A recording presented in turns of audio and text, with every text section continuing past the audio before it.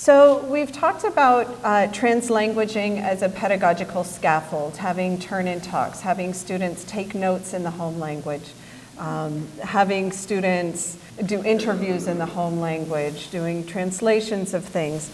But I think I also want to come back to this idea of translanguaging being not just a scaffold to get somewhere, and then translanguaging is not needed anymore, not relevant anymore, but really understanding it as the discursive norm of bilinguals.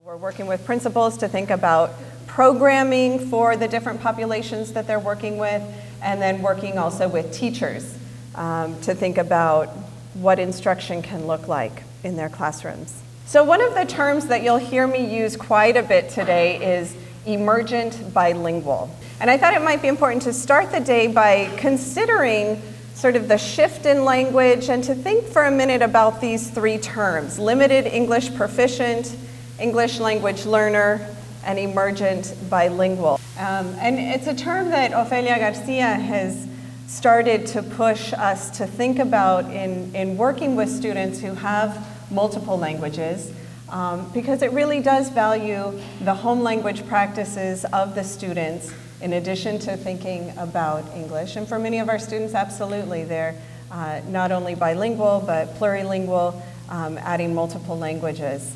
But limited English proficient is the term that's used a lot at the federal level, and it's still used. But it does come from more of a deficit thinking about students, but we see that language in No Child Left Behind, Race to the Top. English language learner is used quite a bit at the state level, probably used in many of our schools. And in New York, there's a real shift even at the state level to start to think about students as being bilingual and being on a continuum of bilingualism and developing into bilinguals. But the idea here is that in adding English to students' linguistic repertoire, students are really becoming bilingual or plurilingual in many cases.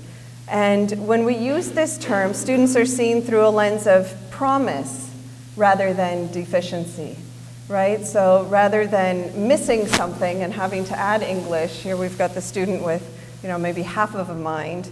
We're really shifting to being proud of their bilingualism, and I like this shirt. I'm bilingual, are you?